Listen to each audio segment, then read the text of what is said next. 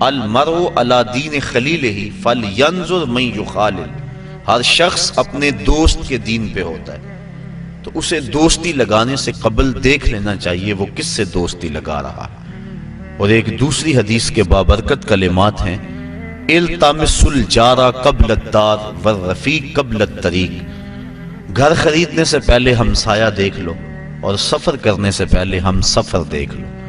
بندہ جن لوگوں کی صحبت اور سنگت اختیار کرتا ہے تو ان کی صحبت کا رنگ بندے کے اوپر ضرور چڑھتا ہے۔ اس لیے آقا کریم علیہ السلام نے ارشاد فرمایا کہ تمہاری دوستی مسلمانوں کے علاوہ کسی اور سے نہیں ہونی چاہیے، اور تمہارا کھانا متقی کے علاوہ کوئی اور نہ کھائے۔ یعنی جب تم دعوت کرو تو اہل تقوی کو اپنی دعوت پہ بلاؤ، تاکہ تمہارے گھر میں برکت بھی ہو اور تمہارا کھانا اس کا صحیح مصرف بھی ہو۔ آج میں اور آپ اپنے آپ کو دیکھ سکتے ہیں کہ ہم کہاں کھڑے ہیں۔ نماز میں روزانہ دعائے قنوت پڑھتے ہوئے ہم کہتے ہیں وَنَخْلَعُ وَنَتْرُكُ مَن يَفْجُرُكَ، اے اللہ جو تیرے حکموں کو توڑے گا، تیری نافرمانی کرے گا، ہم اس کو ترک کر دیں گے، اس سے کوئی تعلق نہیں رکھیں گے۔ لیکن جس طرح ہم نماز باقی ساری مسجد میں چھوڑ گئے، تو اسی طرح ہم یہ بھی مسجد میں چھوڑ جاتے ہیں اور باہر نکل کے کبھی بھی ہم نے اپنے کہے ہوئے کا لحاظ اور پاس نہیں رکھا، جبکہ ہم یہ روزانہ ہر روز اپنی نماز وطروں کے اندر یہ دعا پڑھتے ہیں اور اپنے رب سے یہ عہد کرتے ہیں کہ جو تیرے نافرمان ہیں، تیرے حکموں کو توڑتے ہیں، ہمارا ان سے کوئی تعلق نہیں ہوگا۔ تو ایک روایت کے کلمات ہیں، فرمایا کہ اگر صدقہ دینے کے لیے کچھ نہ ہو فَلْيَلْعَنِ الْيَهُودِ، تو یہودیوں پر لعنت بھیجو، اللہ تمہیں صدقے کا ثواب عطا فرما دے گا۔ چونکہ یہود بدترین دشمن ہے اسلام کے، اور انہوں نے ہر دور میں اسلام اور اہل اسلام کے خلاف سازشوں کے جال بنے۔ کابل سے کندھار تک، قلعہ جنگی سے دشت لیلہ تک، تورا بورا سے تکریت تک، موصل سے بغداد تک، جاوا کے ساحل سے لے کر رباط کے کوچہ و بازار تک، القدس سے کشمیر تک، نیل سے کاشغر تک، پوری دنیا کے اوپر اہل اسلام کے اوپر ظلم کی جو سیارات پھیلی ہے، ذرا دیکھیے کہ اس کے اسباب کیا ہیں۔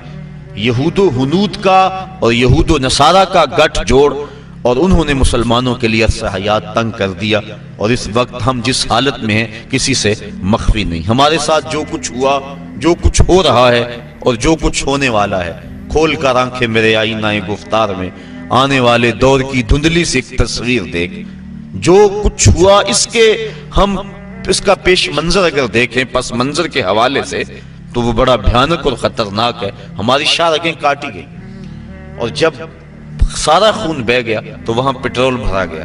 جب پھیپھڑے پٹرول سے بھر گئے تو ان لاشوں کو آگ دی گئی، اور جب وہ اچھلتے تھے رق سے، بسمل کے تماشے کرتے تھے، تو امریکی گنڈے کہہ لگاتے تھے۔ یہ کل کی کہانی ہے۔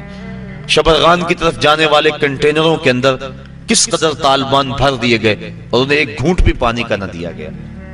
اور بتاتے ہیں کہ جب پیاس کی شدت ہوئی تو وہ ایک دوسرے کا پسینہ چاٹتے تھے، اور جب شبرغان جا کے کنٹینر کھولے گئے تو 3 یا 4 افراد کے علاوہ باقی سارے جو سینکڑوں کی تعداد میں تھے وہ موت کی گھاٹ اتر چکے تھے۔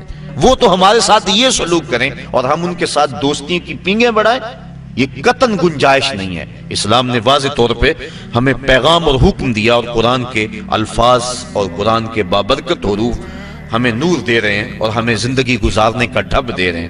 یا ایھا الذین آمنوا، اے ایمان والو، لا تتخذوا اليہود والنصارى اولیاء، یہود و نصارہ کو کبھی بھی دوست نہ بنانا۔ بعضهم اولیاء بعض، یہ ایک دوسرے کے دوست ہیں۔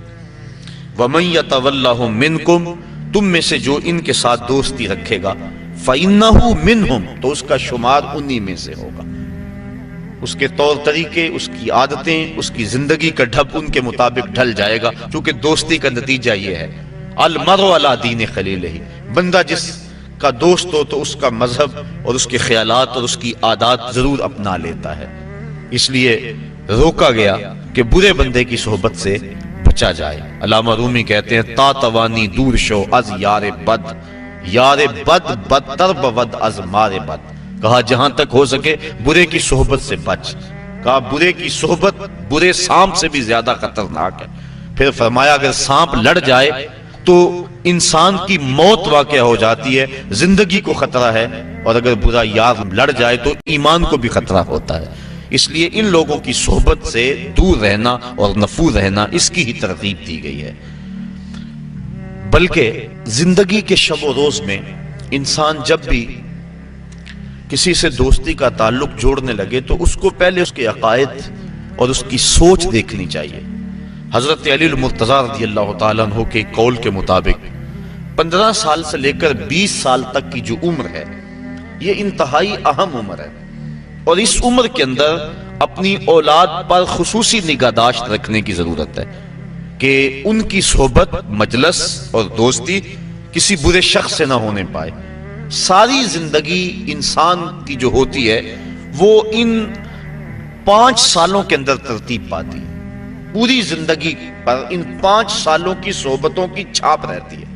اس لیے ہمیں پوری شدت اور کوشش کے ساتھ اور محنت کے ساتھ ان ایام میں اپنی اولاد جب ان ایام سے گزر رہی ہو تو ان کی صحبت اور سنگت کو دیکھنا چاہیے۔ آنکھیں بند کر کے نہ بیٹھ جائیں، بلکہ دیکھیں کہ ہماری اولاد کہاں بیٹھتی ہے اور کہاں اٹھتی ہے، بلکہ اولاد ابھی عمر کے اس حصے میں ہے کہ اپنے نفع نقصان کو نہیں جانتی۔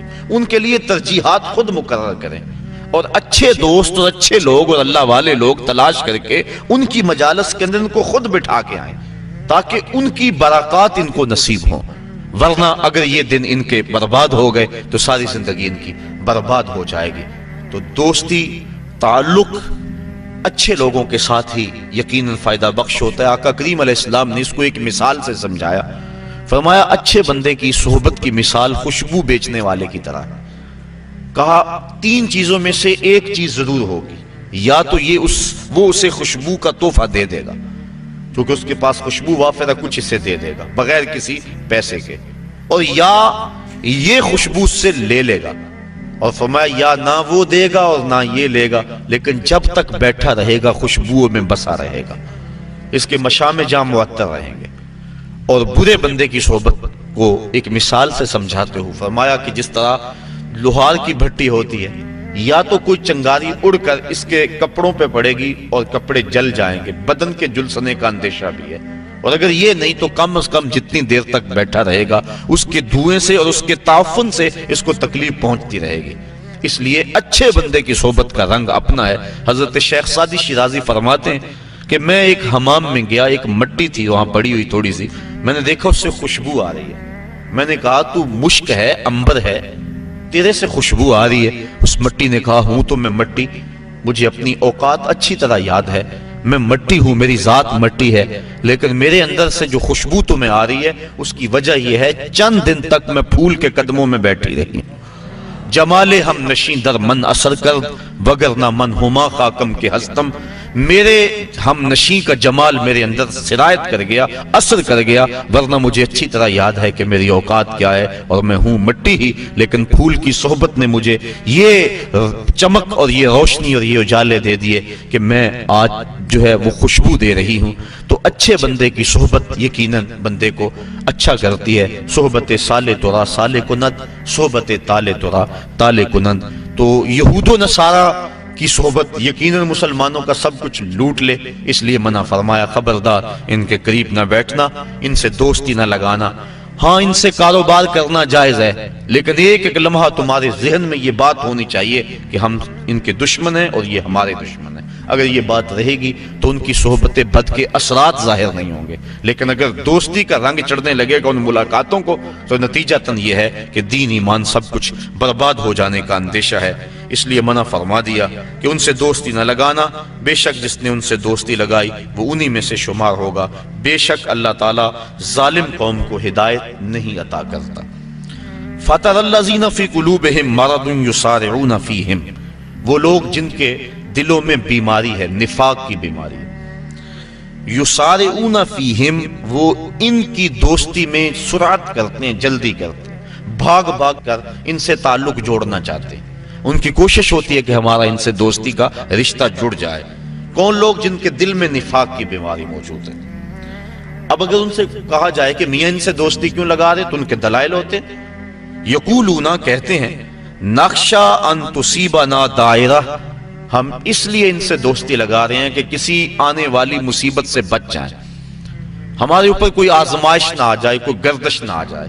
اگر ہم نے ان سے دوستی نہ لگائی تو ہمیں خطرہ ہے اپنی معیشت کا، ہمیں خطرہ ہے اپنے حالات کا. دنیا کی منڈی میں ہم تنہا رہ جائیں گے، ہمارا سماجی بائیکاٹ کر دیا جائے گا، ہم پتھر کے زمانے میں دھکیل دیے جائیں گے. اس طرح کے دلائل تراشتے ہیں اور کہتے ہیں کہ ہم اس لیے دوستی لگاتے ہیں نقشہ ہم ڈرے ان تصیبنا دائرہ کہ ہمیں کوئی گردش نہ آلے. فعسى الله ان ياتي بالفتح او امر من عنده فيصبحوا على ما اسروا في انفسهم نادمين. ان قریب اللہ تعالیٰ مومنوں کو فتح عطا فرما دے. ممکن ہے کہ اللہ مومنوں کو فتح عطا کر دے، او امر من عنده یا اپنی جناب سے کوئی اور چیز عطا کر دے. فَيُصْبِحُوا عَلَى مَا أَسَرُّوا فِي أَنفُسِهِمْ نَادِمِينَ. یہ دوستی گانٹنے والے اور اپنے دل کے اندر وہ چیزیں رکھنے والے یہ دیکھتے رہ جائیں گے اور شرمسار ہو جائیں گے، اور اللہ مومنوں کو سرخرو فرما دے گا. اور ایک وقت آنے والا ہے کہ جب اہل اسلام کو اللہ تعالیٰ ایسی کامیابی عطا فرمائے گا کہ دنیا کے خطے پر ایک بھی یہودی قائم نہیں رہے گا. حضرت عیسیٰ علیہ السلام تشریف لائیں گے، حضرت امام مہدی کے عساکر میدان میں آئیں گے، خنزیر کو قتل کیا جائے گا، صلیب کے نشان کو توڑا جائے گا. اور کتب حدیث میں موجود ہے اللہ تعالیٰ ایسی اعانت فرمائے گا اہل اسلام کی، اگر کسی جھاڑی کے پیچھے یا پتھر کی اوٹ میں کوئی یہودی چھپا ہوا، وہ پتھر مسلمان مجاہد کو آواز دے کے کہے گا ادھر آ، میرے پیچھے یہودی چھپا ہوا ہے. اور جب دنیا سے آخری یہودی قتل کر دیا جائے گا تو دنیا کا امن قائم ہو جائے گا. حتیٰ کہ سانپ انسانوں کے اندر پھریں گے لیکن ڈسیں گے نہیں. بھیڑیا اور بکری ایک گھاٹ پہ پانی پئیں گے لیکن بکری کو بھیڑیے سے خطرہ نہیں ہوگا. دنیا کے امن کی ضمانت ہے جب آخری یہودی قتل ہوگا. جب تک یہود موجود ہیں پوری دنیا کے اوپر امن قائم نہیں ہو سکتے. امن کی بربادی کا سبب مسلمان دہشت گرد قرار دیے جا رہے ہیں، لیکن حقیقت یہ نہیں ہے. مسلمان تو اپنی بقا کی جنگ لڑ رہے ہیں، مسلمان دہشت گرد نہیں ہوتا. یہ تو امن کا متوالا ہے، یہ تو امن کا درس دینے والا ہے. پوری دنیا کے اوپر جو فساد ہے وہ یہود کی وجہ سے ہے، اور جب یہودی ختم ہو جائیں گے خاص کم جہاں پاک، تو پوری دنیا کے اوپر امن کے سویرے طلوع ہونے لگیں گے. تو اللہ تعالیٰ جل شانہ مومنوں کو وہ دن ضرور دکھائے گا. وَيَقُولُ الَّذِينَ آمَنُوا أَهَؤُلَاءِ الَّذِينَ أَقْسَمُوا بِاللَّهِ جَهْدَ أَيْمَانِهِمْ. اور اہل ایمان یہ کہتے ہیں یہ ہیں وہ لوگ جنہوں نے اللہ کے نام کی قسمیں کھائی تھی، بڑی پکی قسمیں. إِنَّهُمْ لَمَعَكُمْ، یہ کہ ہم تمہارے ساتھ ہیں، جبکہ یہ تو ہمارے ساتھ نہیں ہے، یہ تو کچھ اور نکلے. یہ منافقین کا جب پردہ چاک کر دیا گیا تو مسلمانوں نے جو کہا یہ اس حالت کو بیان کیا جا رہا ہے، کیونکہ منافقین مسلمانوں کے اندر گھسے ہوئے تھے.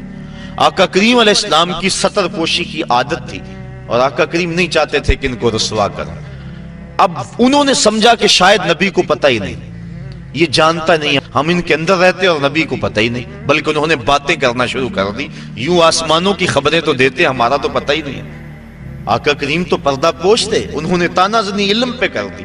آقا کریم ایک دن منبر پہ تشریف فرما ہوئے، فرمایا مجھے پتا چلا ہے کچھ لوگ میرے علم پہ اعتراض کرتے ہیں. فرمایا پوچھو، جو پوچھو گے بتاؤں گا. ایک شخص نے عرض کی من ابی یا رسول اللہ، آقا میرا باپ کون ہے؟ اب اس کے باپ کا تعارف تھا کہ فلاں باپ ہے، لیکن اس کا حقیقی باپ وہ نہیں تھا، باپ کوئی اور تھا. اس کے علم میں تھا، اس کو پتا تھا کہ حضور جو میرا ظاہر باپ ہے وہی بتائیں گے، لیکن آقا تو جانتے تھے. فرمایا ابو کا حذافہ، تیرا باپ وہ نہیں جو لوگ کہتے ہیں، تیرا باپ تو حذافہ ہے. ایک نے کہا میرا ٹھکانہ کیا ہے؟ قال انت فی النار، کہا تو جہنمی ہے. فبارک عمر رضی اللہ تعالیٰ عنہ، حضرت عمر فاروق اپنی پنڈلیاں بچھا کے اس طرح بیٹھے اور اپنے ہاتھ جوڑے، کہا رضیت باللہ ربا وبالاسلام دینا وبمحمد نبیا. حضور ہم اللہ کے رب ہونے پہ اور اسلام کے سچا دین ہونے پہ اور آپ کے نبی ہونے پہ راضی ہیں. یہ اعتراض ہم نے نہیں کیا، یہ کسی منافق نے بات کی ہے. تو بار بار حضرت عمر فاروق نے یہ عرض کی تو اللہ کے محبوب کا غصہ کافور ہوا، اور آقا کریم بار بار پوچھتے تھے، سلونی، پوچھتے کیوں نہیں؟ پوچھو، جو پوچھو گے میں بتاؤں گا. اللہ اکبر.